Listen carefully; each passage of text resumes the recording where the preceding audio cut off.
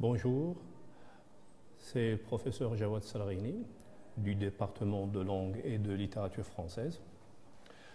Lors de cette deuxième conférence, nous allons poursuivre nos propos au niveau de la question de l'interculturel.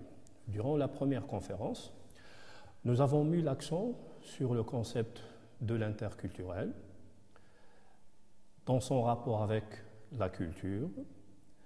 Également, nous avons abordé la question du multiculturel et nous avons par la suite compris ces différents principes.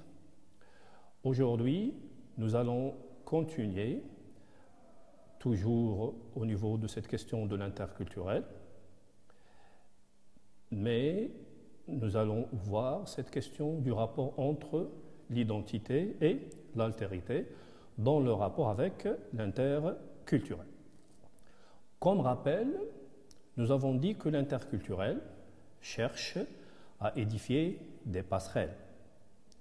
Bien sûr, des passerelles entre les différentes cultures, en mettant l'accent sur la notion d'échange et de partage entre les porteurs de culture. Il est aussi un processus dynamique qui permet une communication compréhensive entre personnes et groupes différents. Dans sa finalité, l'interculturel est généralement pensé comme quelque chose de positif, c'est-à-dire forcément positif. Mais nous avons dit durant la dernière fois, lors de la première conférence, que certes, il y a des avantages, mais quand même, il y a des inconvénients. De même pour la question du multiculturel. Donc, l'interculturel, il est basé sur le respect des droits de l'autre, de son origine, de son environnement, pour mieux se comprendre, pour mieux interagir, pour mieux communiquer et mieux vivre ensemble. Il s'agit dès lors de concevoir, d'élaborer et de mettre en œuvre des actions concrètes pour atteindre cet idéal qui est nécessaire, à savoir le vivre ensemble. Au niveau pratique, il faut savoir que c'est les individus qui échangent. Nous avons dit que certes l'interculturel c'est l'échange des cultures, mais réellement qui échangent, ce sont nous, les porteurs de cultures, c'est-à-dire les individus qui interagissent, qui échangent entre eux.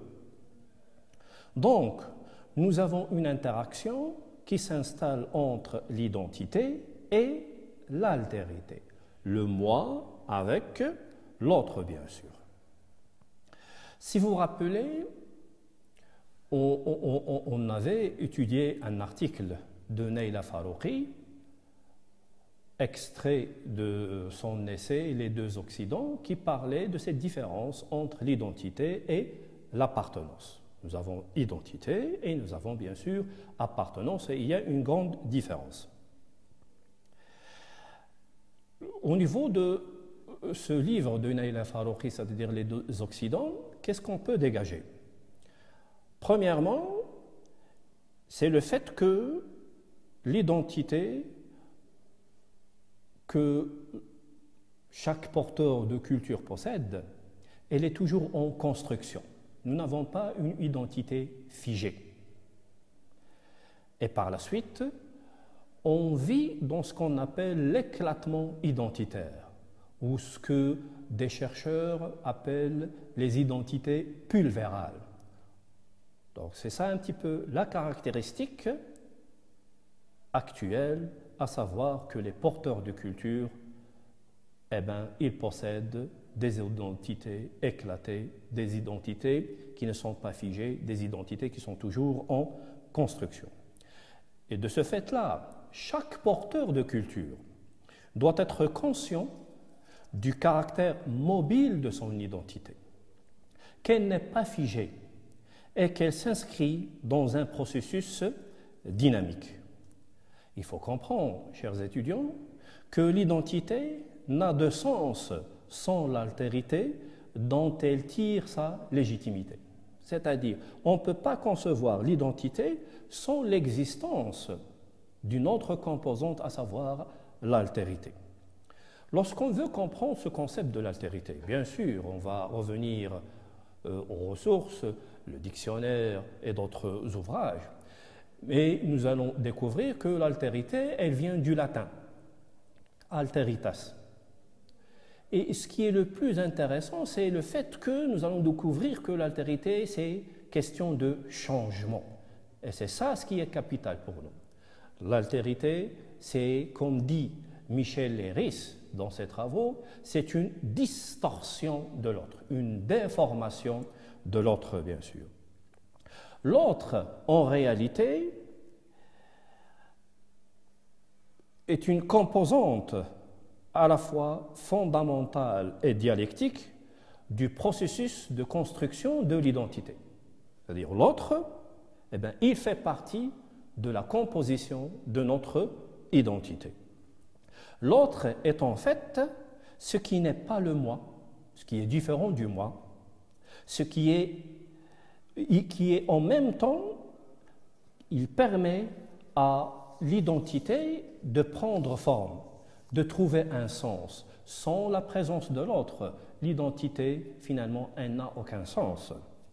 La question de l'autre, en tant que question galvaudée, reste néanmoins l'objet d'une grande actualité et d'une réflexion fondamentale, car cette question constitue non seulement une question politique ou juridique, le problème surtout de la reconnaissance dont on avait déjà parlé et sur lequel j'avais tellement insisté, c'est-à-dire la reconnaissance de l'autre, le droit à la différence, la légitimation des différences, le fait de dépasser les différences, afin que les porteurs de culture puissent collaborer ensemble, malgré leurs différences de croyances, de valeurs, de langue, de culture.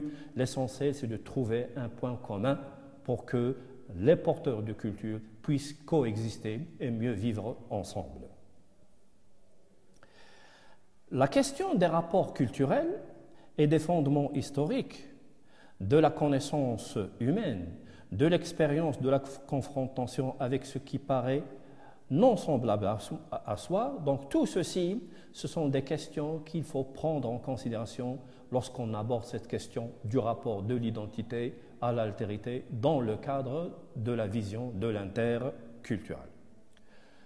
Si vous permettez, je vais juste rappeler l'ouvrage assez intéressant qui s'intitule « L'autre », dont les auteurs sont Bertrand Badi et Marc Sadoun, dans lequel ils disent, je cite, « Si l'altérité redevient ainsi une façon de décrire l'extraordinaire diversité du jeu social, elle s'impose en même temps comme mode d'interprétation du comportement des individus et sur le plan normatif comme principe organisateur de la société ouverte, c'est-à-dire d'une société faisant le pari de construire ses performances sur l'échange, la diversité et le respect. À travers ce passage, ce qui nous intéresse, nous, c'est que la question de l'identité, eh bien, les auteurs de l'autre l'inscrivent dans le cadre d'une vision interculturelle, d'une vision des sociétés ouvertes. Lorsqu'on dit une société ouverte, on dit une société où il y a des échanges, où il y a une interaction avec le monde extérieur. Donc, on est dans le cadre d'une vision interculturelle. Sauf que cette vision interculturelle, eh bien, les auteurs précisent qu'elle se base sur une trilogie. Quelle est cette trilogie? Eh bien, l'échange, la diversité et le respect. Donc, cette vision de l'altérité s'inscrit dans le cadre de la diversité, bien sûr de la diversité culturelle, et en même temps, cette diversité, elle doit appeler un autre principe, celui de la reconnaissance de cette diversité, et cette reconnaissance, elle doit se baser sur le troisième pilier qui constitue cette trilogie, c'est le respect, ce qu'on appelle l'éthique de l'interculturel. Donc, si vous me permettez, cette question de l'échange, de l'interculturel, eh bien, elle appelle un principe de reconnaissance des différences, de la légitimation des différences. L'autre principe, c'est celui de l'éthique de l'interculturel. Et l'autre principe, bien sûr, c'est le partage. Donc, voilà un petit peu dans quel cadre on doit inscrire cette vision de l'altérité. Signalons que dans ce passage de Badi et de Marc Sadoun que je viens de citer, eh bien, l'altérité s'inscrit dans le cadre d'une vision interculturelle, comme je viens de préciser, à laquelle renvoie le vocabulaire « société ouverte », qui a comme fondement la diversité culturelle. Une vision trilogique qui s'articule sur échange, diversité et respect. Autrement dit, l'atteinte d'une éthique de l'interculturel est tributaire, elle dépend de ce rapport entre l'identité et l'altérité, qui devrait s'effectuer dans un cadre de reconnaissance mutuelle entre, bien sûr, les porteurs de culture, basé sur l'acceptation et la légitimation des différences. Vous voyez que j'insiste sur ce fondement, à savoir la légitimation des différences. Être différent, c'est un droit. Bien sûr, il faut admettre ce droit, bien sûr. Et le travail le plus important, c'est comment transcender ces différences, bien sûr, sans pourtant les évacuer. C'est ça le chantier le plus important de l'interculturel.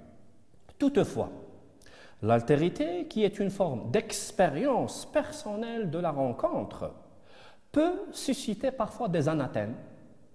L'identité est ainsi à l'épreuve de l'altérité.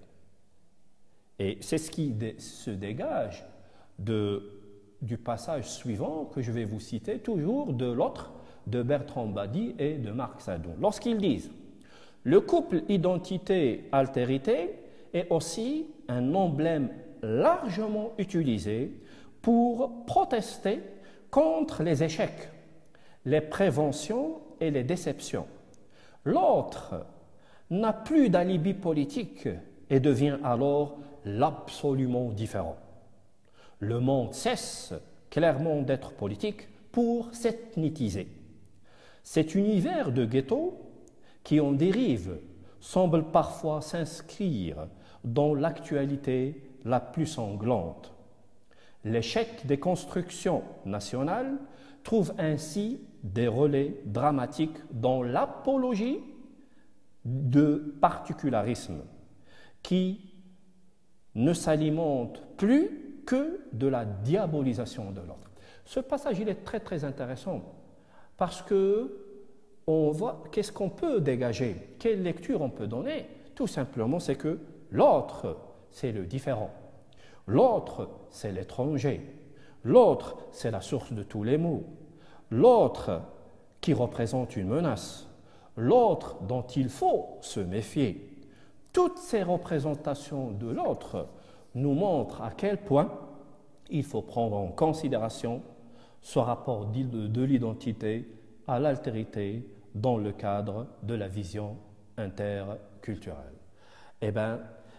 Et c'est ça ce qui est un petit peu intéressant, c'est que dans le rapport de l'identité avec l'altérité, souvent on considère l'autre vraiment comme une source de déséquilibre, parce que je ne peux me comprendre sans passer par l'autre. L'autre, souvent, c'est un miroir de l'identité. Est-ce que, bien sûr, ça se discute, jusqu'à quel point ce miroir, il est assez objectif. Ça, c'est tout à fait plausible. Mais n'empêche que, souvent, et vous voyez, c'est au niveau des relations internationales, au niveau de cette question de l'immigration, souvent l'autre a été, bien sûr, mis à l'index. Signalons aussi que l'altérité, qu'est-ce qu'elle fait? Elle stimule l'imagination et la curiosité intellectuelle. L'altérité représente une expérience de la, comme j'ai dit, de la rencontre. Chacun de nous va la vivre selon ses prédispositions. Cette expérience de la rencontre avec l'autre peut être vécue d'une manière positive, comme elle peut être vécue d'une manière négative. C'est-à-dire, j'insiste sur ce constat, à savoir chacun de nous, il a une expérience personnelle de la rencontre avec l'autre. Ça peut être une expérience agréable, fructueuse, enrichissante, comme ça peut être le cas contraire, une expérience désagréable ou une expérience que je vais qualifier qui n'était pas vraiment tellement intéressante, selon nos prédispositions, bien sûr. Là, je rappelle l'ouvrage de Jean-Paul Sartre, dans Qu'est-ce que la littérature? À un moment donné de son essai, Sartre nous dit ceci. Eh bien, tout n'existe que par ma conscience. À ce stade, nous pouvons affirmer que l'autre n'est autre que par rapport au même. Autrement dit, saisir l'autre à travers des éléments objectifs, ce qu'on appelle le réel. Et il y aura toujours la part du moi, donc de la subjectivité. Et ça, c'est très capital pour nous. C'est tellement important dans le cadre, bien sûr, de notre conception de l'interculturel et du rapport de l'identité à l'altérité, bien sûr. Parfois, cet autre est différent par la langue et par la culture. Dans notre rapport à cet autre, il y a une part d'objectivité, comme j'ai dit le réel, ce que je vois, ce que j'entends, ce que je connais sur l'autre, ce qui est tangible, ce qui est concret. Mais il y aura toujours une grande part de quoi? De subjectivité, de l'imaginaire, bien sûr. Je rappelle ici rapidement un passage d'André Gide de 1927 qui s'intitule Voyage au Congo. À un moment donné, Gide il fait la description d'une cérémonie d'un village congolais. Et il fait la description, bien sûr, de la danse. Il dit que ces villageois, bien sûr, qui sont des Noirs, tous, ils tournaient autour d'un feu, ils répétaient le même refrain, habillés avec des costumes. Mais pour Gide, il disait que pour lui, ça n'a aucun sens. C'est un petit peu, morne. Donc, vous voyez ici ce rapport de l'identité avec l'altérité, le moi avec l'autre. Et vous voyez qu'on revient à cette première vision, à savoir qu'il y a une distorsion de l'autre. Il y a vraiment une transformation de l'autre. Bien sûr, il faut comprendre que par la suite, Gide aura une position tout à fait différente lorsqu'il contribuera, bien sûr, avec acharnement au niveau de le mouvement négritude dans le cadre de présence africaine. C'est juste un exemple pour vous montrer quel est le rapport qu'on entretient avec l'autre, cette déformation de l'autre. Comme exemple à cette idée que je viens de souligner, là, on peut également prévoir un simple exercice. Je vais vous demander, par exemple, si je vous demande de rédiger un texte, juste comme ça, sur, par exemple, la femme japonaise. C'est sûr et certain que chacun de vous va écrire quelque chose sur la femme japonaise. Selon ce qu'il a comme information, peut-être il a lu sur le Japon, peut-être que parmi vous, il y a ceux qui ont vu des documentaires sur le Japon, que ce soit les traditions japonaises, bien sûr, la femme et tout. En tout cas, il y aura dans vos écrits quelque chose qui est du ressort du réel, c'est-à-dire ce qui est concret. Mais n'empêche que dans ce que vous allez rédiger sur la femme japonaise, il va y avoir une grande part de quoi? De la subjectivité, de l'imaginaire. C'est ça sur lequel j'insiste. En même temps, pour comprendre cette question de l'identité à l'altérité, je vais vous raconter une petite anecdote qu'on peut la trouver dans le livre de Farid Din-Attar, le livre divin, à la page 243-244, si vous voulez bien sûr consulter la référence. Eh bien, quelqu'un demanda à Shibli, qui est un grand soufi, qui fut le premier à guider tes pas dans le chemin du seuil divin. C'est-à-dire, il lui dit, qui a été ton guide dans ton cheminement vers Dieu. Shibli, il répond, je vis un jour un chien au bord de l'eau qui mourait de soif. Lorsqu'il regardait l'onde, il y voyait son propre reflet, qu'il croyait être un autre chien.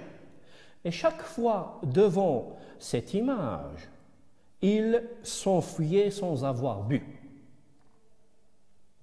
La soif à la fin lui fit perdre toute retenue et sa patience fut à bout. D'un bond, il se jeta à l'eau et du même coup, l'autre chien disparut. Le chien s'évanouit ainsi à ses propres yeux. Cet obstacle, qui n'était que lui-même, s'effaça d'entre lui et son désir.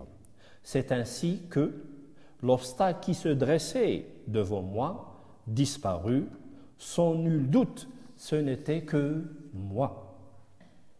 Cette anecdote nous montre que le vrai obstacle à l'individu, c'est quoi? Bien sûr, vous l'avez deviné, c'est le moi. Ce chien qui avait tellement soif, et lorsque sur la mare d'eau, il voyait son reflet, il croyait que c'était un autre chien, il avait peur. Mais une fois qu'il a décidé de plonger, eh bien, l'obstacle a disparu. Il n'y avait pas un autre chien. L'obstacle, c'était lui-même. Donc c'est ça, le vrai obstacle à l'identité, eh bien, c'est le moi. Ce n'est pas l'autre, bien sûr.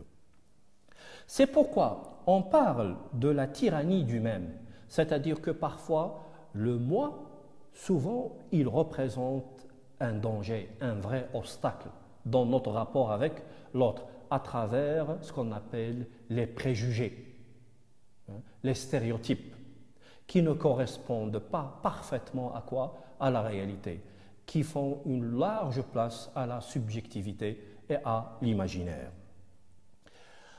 Je vous renvoie également, chers étudiants, aux travaux de Emmanuel Levinas, qui lui aussi, il parle de cette question de l'identité et de l'altérité. Chez Levinas, nous avons une altérité intérieure et une altérité extérieure. Ce qui nous intéresse le plus dans la vision de l'interculturel, dans le cours intitulé « Introduction de l'interculturel », c'est l'altérité extérieure, c'est-à-dire l'autre. Certes, il y a une vision du jeu, le moi comme un autre. Moi comme un autre. Nous, comme j'ai dit, on va s'intéresser à l'altérité extérieure. Et vous devez comprendre, chers étudiants, que ce qui est autre est d'abord en soi plus qu'il l'est chez autrui. Je répète, ce qui est autre est d'abord en nous avant qu'il soit chez les autres, bien sûr. Dans ce cas, posez-vous cette question. Je vous invite à vous poser cette question. Que puis-je apprendre sur moi-même quand je suis confronté à l'autre? Quand je suis en interaction avec l'autre? Quand je communique avec l'autre? Et quand cet autre est différent de moi, que ce soit par la langue ou que ce soit par la culture. Chers étudiants, notez également que le rapport de l'identité à l'altérité s'exprime à travers une langue, à travers un comportement, des attitudes, c'est un savoir-être. Ce ne sont pas que des visions, des concepts, mais on les transpose, on les transfère au quotidien. Comment moi j'interagis avec l'autre, comment je me comporte avec l'autre. Certes, la langue n'est pas uniquement qu'un moyen de communication. Elle dépasse cette vision basique pour devenir le médium d'une culture, d'une identité. C'est à travers la langue qu'on exprime notre identité, bien sûr. C'est à travers les actes de parole du porteur de culture qu'émergent ces représentations culturelles et sociales. Et c'est l'usage des actes de parole, bien sûr, entre les porteurs de culture, qui renseignent sur la façon dont ils se définissent et eux-mêmes, et ils définissent les autres. C'est à travers leurs interactions au quotidien qui vont éclairer la manière avec laquelle ces porteurs de culture se positionnent socialement et comment vivent-ils l'expérience de la rencontre avec l'autre. Je vais citer un petit passage. On parlera de l'autre, surtout quand on ne l'aime pas, quand on a peur, quand on en a peur, ou quand il fascine. Cette construction sociale de l'altérité est un fait d'observation.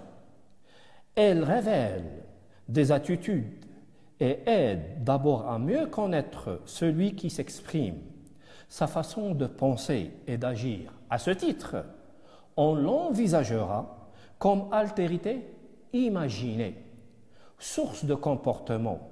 Cette définition de l'autre intervient inévitablement dans la conduite des acteurs.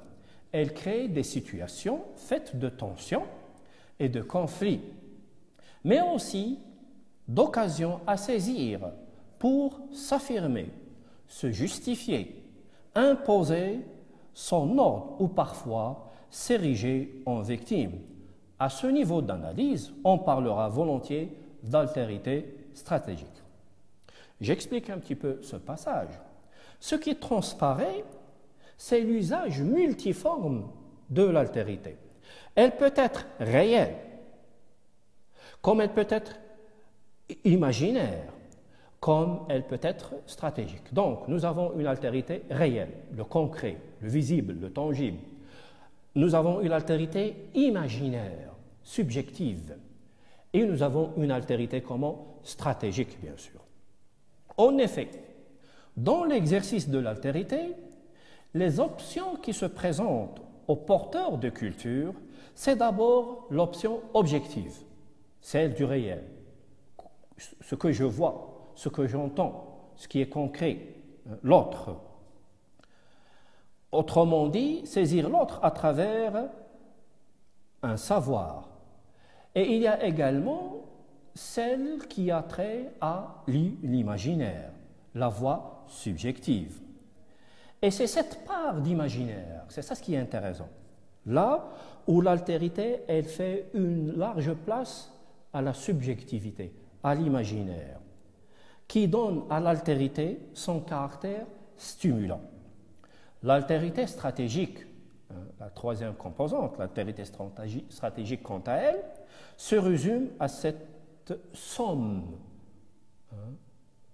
à ce cumul d'expériences que les porteurs de culture ont accumulé de par l'histoire de leurs rencontres. Comme conclusion à cette conférence, chers étudiants, il faut comprendre que, de toutes les manières, il y aura toujours un regard qui manque par rapport à notre réel, ce que Derrida appelle l'épreuve de l'aporie. Car l'altérité n'est vivable que lorsqu'on suppose être autre, ce qu'on imagine qui est autre, s'identifie à ce qui se désire comme soi-même. Autrement dit, le désir d'une image stable de soi n'arrive que par le passage, par la médiation d'idées diverses, d'une dynamique de l'interaction. C'est admettre paisiblement que le sens d'une chose dépend d'une autre chose.